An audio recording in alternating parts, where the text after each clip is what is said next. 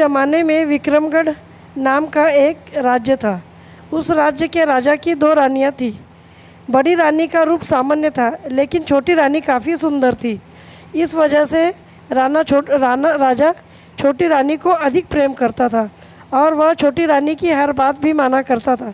एक दिन छोटी रानी ने राजा से बड़ी रानी की शिकायत कर दी। राजा बड़ी रानी से नाराज़ हो गए, जिससे दुखी होकर बड़ी रानी महल छोड़कर जंगल की तरफ जाने लगी। रास्ते में एक नदी पड़ी, जिसके किनारे पर एक अनार का पेड़ था। बड़ी रानी उसी पेड़ के नीचे बैठ गई और रोने लगी। उसकी रोने की आवाज़ सुनकर वहाँ एक परी आई। उस नन्ही परी ने राजा से उसके रोने की आवाज़ पूछी। रानी ने रोते हुए उसे अपनी सारी बात बता दी। बड़ी रानी की बात सुनकर नन्ही परी ने कहा, इस नदी में 3 डुबकी लगाकर स्नान करो, फिर इस अनार के पेड़ से एक अनार तोड़ लो। ऐसा करने से तुम भी रूपवान हो जाओगी। लेकिन मैंने जितना बताया था सिर्फ उतना ही करना है, न इससे ज़्यादा करना है और न ही इससे कम करना है। ऐसा कहकर नन्ही परी वहाँ से गायब हो गई। इसके बाद बड़ी रानी ने परी की बात मानते हुए वैसा ही किया। रानी ने जैसे ही नदी में पहली डुबकी लगाई तो उसके शरीर का रंग साफ हो गया। दूसरी डुबकी लगाने पर रानी का शरीर सुंदर कपड़े और जेवर से सज गया। तीसरी डुबकी लगाते ही रानी के बाल लंबे, घने और सुंदर हो गए। अब बड़ी रानी बहुत ही सुंदर हो गई थी। इसके बाद जैसा नन्ही परी ने कहा था, नदी में 3 डुबकी लगाने के बाद रानी ने अनार के पेड़ से एक अनार तोड़ लिया। तोड़ते ही वह अनार फूट गया और अनार के सारे बीज सैनिक बन गए।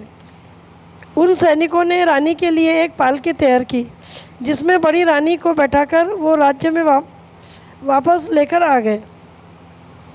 राजमहल पहुंचकर जब बड़ी रानी राजा से मिली तो उसने नन्ही परी वाली सारी घटना राजा को बता दी।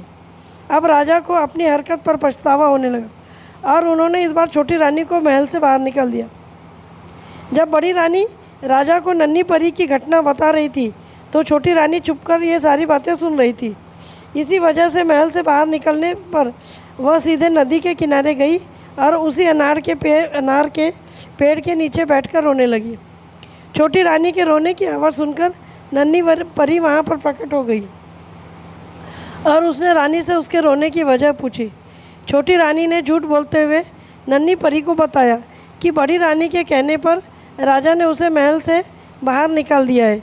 यह सुनकर नन्ही परी ने छोटी रानी से भी कहा कि पहले इस नदी में 3 बार डुबकी लगाओ, फिर इसी अनार के पेड़ से एक अनार तोड़ लो, लेकिन न इससे ज़्यादा करना है और न इससे कम करना है। ऐसा कहकर वह नन्ही परी फिर वहाँ से गायब हो गई। नन्ही परी की बात सुनकर छोटी रानी बहुत खुश हुई। वह नदी में गई और जैसे ही पहली डुबकी लगाई, उसका शरीर पहले से भी ज़्यादा निखर गया। दूसरी डुबकी लगाते ही उसका शरीर और भी सुंदर कपड़ों और जेवर से सज गया। तीसरी डुबकी लगाने पर छोटी रानी के बाल और काले घने, लंबे और सुंदर हो गए। अब छोटी रानी पहले से भी ज़्यादा सुंदर दिखने लगी थी।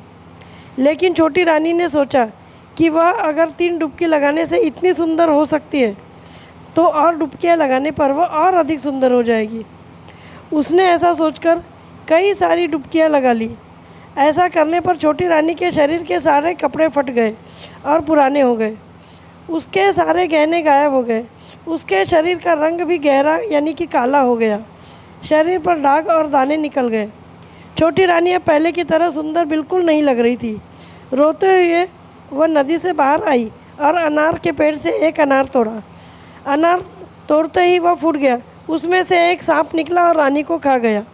इस कहानी से हमें यह सीख मिलती है, नन्ही